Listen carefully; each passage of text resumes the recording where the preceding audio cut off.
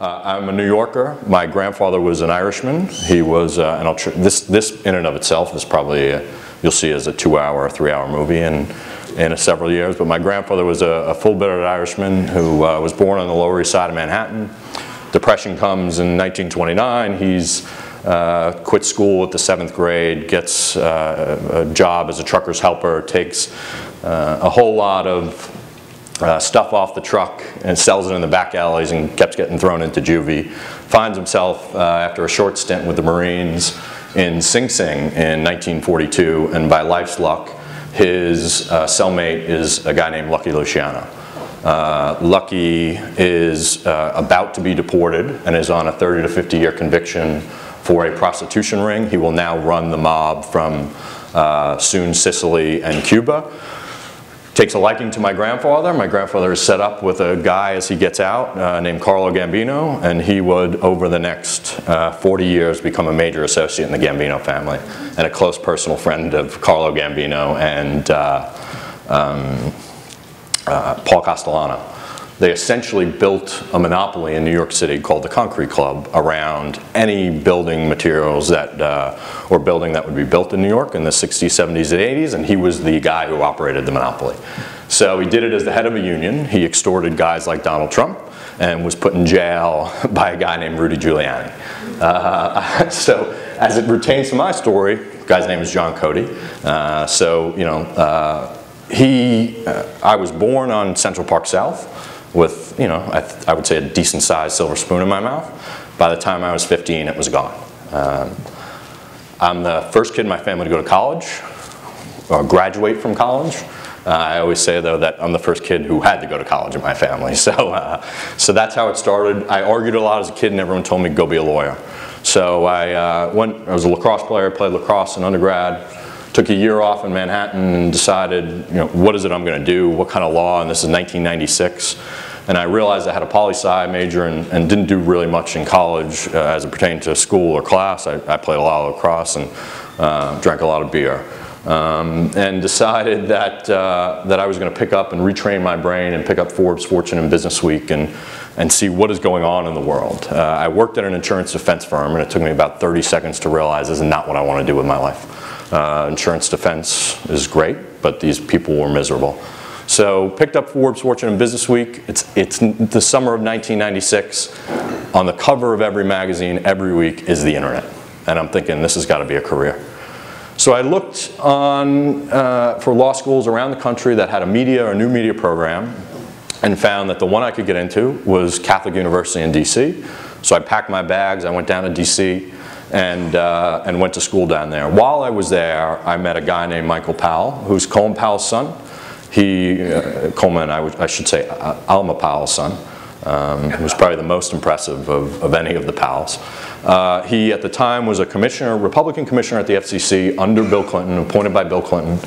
I was an intern of his. When you're a commissioner at the FCC, you don't do a whole lot other than hang out with your interns and give speeches. He was really good at doing both. So we just started thinking through what's happening in communications and technology. And while the commission was focused at the time, after the 1996 Act, of worrying about local telephone monopolies, we thought this is silly. Isn't this really about high-speed internet access? I went into private practice. He became chairman in January 2001. He said, do you want to join the staff? I said, to do what? He said, I don't care, just get your ass over here and we'll figure it out. I went home, told my wife that the six-figure salary that we were earning at the law firm was nice.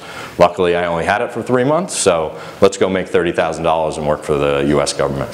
So I became special policy advisor to Michael. We focused, basically, my job was to develop the nation's broadband policy. So I'm the architect of the nation's broadband policy.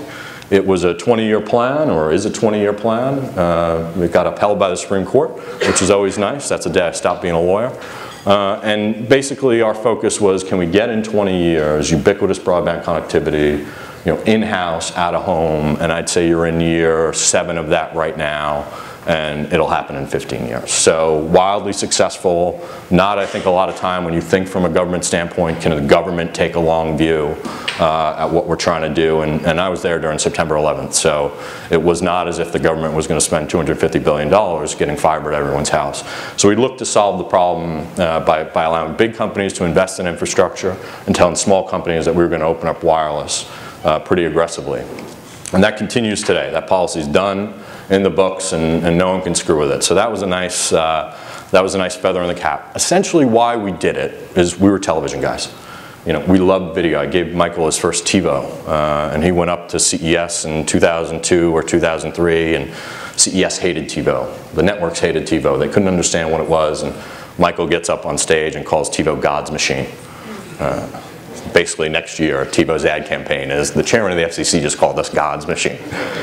So we were video guys. You had a lot of people come to us saying, break up the cable television business. I buy channels I don't watch. You know, I hate my cable operator. Break it up, break it up, break it up. We decided not to break it up, in part because while you might hate it, your mother or grandmother probably owned stock in those companies, and it wasn't really the government's job to break up an industry that was all commercial at that point. And I think most importantly, when we looked at cable penetration in the poorest communities in the United States, what we found was those poorest communities had the highest cable penetration. 31 nights of entertainment as opposed to going to a movie was actually a pretty good value. So we said, instead of breaking up, let's focus on broadband and build. And look, we know technology will grab hold of this in Silicon Valley. At the time, we'll figure out how to use this great broadband technology. But that ultimately, for us, it was about video. We knew people loved television. We loved television. So he left in 2005, and I decided, all right, what do I do now? I didn't go to DC to be in government. I say often that I was there the last 4 years of Clinton and the first 4 of Bush, and you know, personally very socially liberal and fiscally conservative, and decided this place is crazy. You had one guy who was getting impeached, and the other guy was the devil. I say that the happiest 6 months of my 8 years in DC was the 6 months, and this is sick, after September 11th, because there was unity, at least a single purpose, even if you didn't like the outcome of that purpose. And here we are 8 years later, and it's 10 times worse. So I was like, I gotta get out of here. In 2005, he left, and I decided the challenge of being an intrapreneur at a government agency was really exciting to me. The idea that over 4 years we transformed that agency, and I wanted to do the same thing to a major media company. That if you believed what we were doing in broadband was about video, then why not come to a video company and try to transform an old school media company into a new one? So I came to LA, I worked for News Corp and Fox Entertainment Group.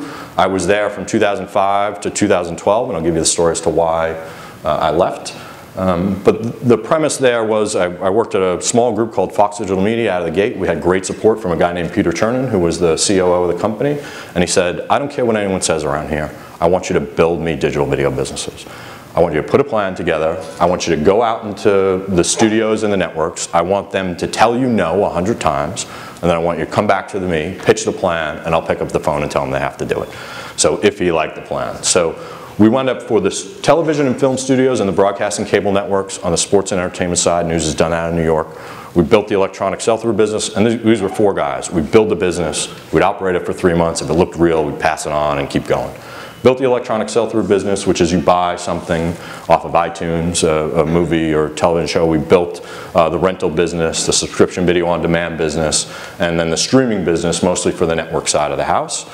And those 4 guys also were basically came up with the concept of Hulu. Hulu then went into Corp Dev's hands. They got deals done while we were building businesses.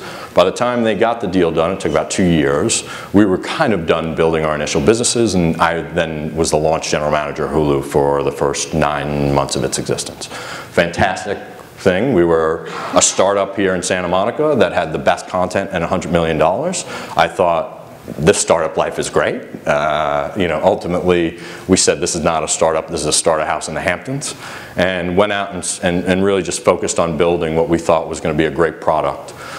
Came back to Fox, would then go and run a handful of divisions there, including now a bigger Fox Digital Media, which was about $150 million business over the 35 broadcast and cable networks for Fox on the sports and entertainment side. 22 months ago, I had a kid. and I had got for the first time to an end of a contract at Fox, and I was getting paid really well. I was on 3-year contracts, and I stared at this kid and said, if I sign this next 3-year deal, I'm here for the rest of my life. In 3 years, the kid's going to be 3. I got to worry about him going to school and everything else. I looked around a lot, and I saw a lot of 50-year-old people kind of who had packed it in. And I'll come back to this point later on, but I have a saying that, you know, I'll use often and forever, which is when you have a job at 26 that impacts 300 million people, you don't have a choice. Like, you just want to impact 300 million people. So decided I'm out of this. Yeah, gave my golden handcuffs and said, you guys can take it. I'm gonna leave, go spend some time with my kid, figure out what I want to do next. Basically, beginning in 2012, left, played a lot of golf, had a few martinis, and enjoyed watching my kid go from, you know, a couple months to 9 or 10 months in a year. And somewhere around January, locked myself in an office for 3 months and said, you know, what is going on in the internet space? You know, what is happening with the video space that, you know, I helped build from an infrastructure standpoint, and then we started to play with products and businesses around, and looked at it really in the context of history, and came to the conclusion that what you're seeing in this space, the online video space, is the 4th generation of television in the United States. They had broadcast that had 3 channels, cable that had 30 channels, pay television, satellite had 300 channels, and broadband television had capacity for infinite, but let's call it 3,000 channels. And that when I looked at the programming landscape, I saw 25 good channels in 3 categories, 4 categories, and thought, there's a real opportunity here. And basically then came out, pulled a team together, and founded TV4 Entertainment with a play on the 4 as a 4th generation, also as it pertains today on 4 screens. Now, obviously, we think this is, you know, when you look at it again from a history perspective, what happens is you essentially get a new platform deployed, people adopt that platform, then they shift their viewing to that platform, and value shifts to a new generation of programmers, producers, and distributors. So as the broadband television ecosystem is in its early days, but is starting to come together, we decided we were going to jump in and build a broadband programming company. We thought the idea of being a trusted source around channels and passions mattered. So that's my story, or at least we're an early stage startup. We were founded in August. Founding partners got together in October. We started bringing some, you know, these kids, I don't like to call them kids in a whole lot of other places, but shooters, editors, we call them predators, from the LA Film School. We've got a great relationship with the film school. Got a place in the heart of Hollywood and decided, let's go do this. It's been like anything else you start, it's early days, so we're basically in the middle of a seed round at the moment.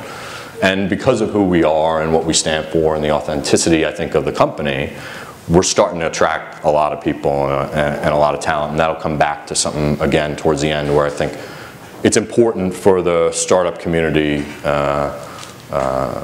to build something that people are interested in, first and foremost. So that's my story. Now let me shift to my 3 passions, and I say often that this company is not about my passions, although, you know, it's about the audience's passions. Although we're starting with my passions. Not completely mine, but essentially the culture of the company is that anyone can walk in, they can answer the question, put your friends and family aside, what are the 3 things you give a shit about in your daily life? Like, what are the 3 things that you're entirely passionate about? The answers to that question, to me, again, if there's a community around you that is just as passionate about that, if they have worldwide and its potential reach, because when you think about broadband, yeah, we worked on the US being ubiquitous broadband connectivity, but the world is on a march to ubiquitous broadband connectivity. And with that, every screen is a broadband television. Whether that screen is the 4 that we know today of your connected television, your iPad, your iPhone, or smartphone, and your computer, or, you know, in a couple of years, that piece of glass, or the glass on your windshield. We view those as screens, and, you know, every screen is going to be a television. So when you think about it from that spend, there's a lot of opportunity in the space. And so essentially, you know, again, around the 3 passions, and the idea of passions is, you know, we want the answers to those questions to drive the channels that we invest in, the type of audience we're trying to pull, So sometimes they're niches, and sometimes they're broad, and sometimes it's a lot in between. But we started from a culture standpoint to say, I want any kid or anybody that wants to be associated with our company to be able to say, these are my three, and to then give them an operational infrastructure to go build that channel, and to go find that audience, find that community. Because essentially what we're trying to do from an audience standpoint is we want to attack people that live their lives in pursuit of their passions. That's the audience we want. So as it pertains to mine, I have a lot of them. You know, I would start with one that we won't talk about today, but sports is probably one of them. I'm a New Yorker, I'm a New York Jets season ticket holder, which is, you know, you should feel about as bad for me as anyone in this room, both for this year and for a lifetime of misery. So I go back a lot. So sports is a passion, personal passion of mine. But when I think about my three passions as it pertains to this day, and I would also say parenting's one. I said I had a kid 22 months ago. I had another one a month ago. So we're in the process of birthing a lot of things in the Cody family. So parenting has definitely turned into a passion. But when I think about, you know, what are the three things that drive me that are not those two things? On a daily basis, it is first entrepreneurialism. You know, this idea that I left a very cushy, fun job to chase down something that is in my head that I know I can get people excited about, that it's time to focus, nail it, and build something, is something that I'm passionate about. As a result of that, one of our first 6 channels that we'll launch in the next 6 months is going to be something called TV for Startups. Your business starts here. Same concept. One, we live in this LA community, we see what's going on. Clearly I know what, you know, Free Lunch Friday is born out of the idea of Startup America Partnership, and have a good relationship with Scott Case and what he's done in his life, and what they're trying to do that this story can be told, not in a bullshit Bravo show, and no offense to Bravo, but in real, authentic, what is the mind of an entrepreneur? How do I be an entrepreneur? You know, it took me 6 months basically to study entrepreneurialism before I decided, let me jump into this. So can we be a resource for entrepreneurs? So TV for Startups is going to be one of the first ones. The second one is community. I say often that if I put my company and its flag in the heart of Hollywood, I give a shit about what goes on around me. I care about the fact that my employees are going to be walking into that building. I care about the vibrancy of the streets. I care about the local businesses. I care about what I call my 10-block radius. You know, and I'm sorry, what was your name again? Ron, you know, the idea of what you talked about in 10 blocks, we're actually creating a channel around. That's called the 10 block, which is what is the culture of your 10-block radius. Part of me, it'll start in Hollywood, but we'll do it anywhere. And part of me comes to the conclusion that local television sucks. I mean, it's terrible, right? I mean, it's terrible for a lot of reasons. Doesn't really cater to a younger community, but what is that culture and vibrancy of your 10-block radius? Because we look at content of, hey, we'll produce some content, we'll acquire some content, but ultimately the best in our channels will be how can we actually crowdsource content for some of these channels. So we'll do one on the startup side that talks about startup communities. We'll talk about LA, but we'll talk about other communities as well. The third, which goes back to something I said before, is impact. And this is less about a channel and more about a company mindset. But again, I'll say it again, when you have a job that impacts 300 million people, you want to keep having jobs that impact 300 million. And candidly, you want to start to get in the billion people range in terms of having real demonstrable impact on the way they live their lives. To that end, it won't be one of the first 6, but we'll create an impact channel. That focuses on philanthropy, giving, what are people doing to make demonstrable, real impacts on their communities, on society as a whole, and we'll do it in a way that really focuses on nonprofit and charitable giving. So with that, you know, that's kind of, again, you know, my 3 passions and what we'll talk about. But you know, I want to talk a little bit, or very quickly, or end on what we keep seeing in post or in editing around Brad Feld. And there's 3 themes in which he speaks about in startup communities that I'm going to steal, that I have stolen already, and that I think are foundational to being. And look, I'm a startup all of 6 months. And really, start probably now of really about 60 days. So I'm not sure I'm the most seasoned entrepreneur in the room, but I'm a quick learner. And I think there's 3 themes that are clear to me that when we talked about our startup before we met Brad, were solidified by what he said in that. The first is this concept of give before you get. That whether you're a mentor, whether you're somebody that is going to go out and give your time, energy, focus to somebody else for another purpose, yeah, you might want something out of it at some point, but do it without the expectation of something in return. The second is, when you're building something, and I'm going to combine 2 things into one, is one, have a long view about it. There's not something that, if you're in this to get an early exit, you're likely in the wrong business. You might actually score and win that, but it's unlikely, or the percentages are low.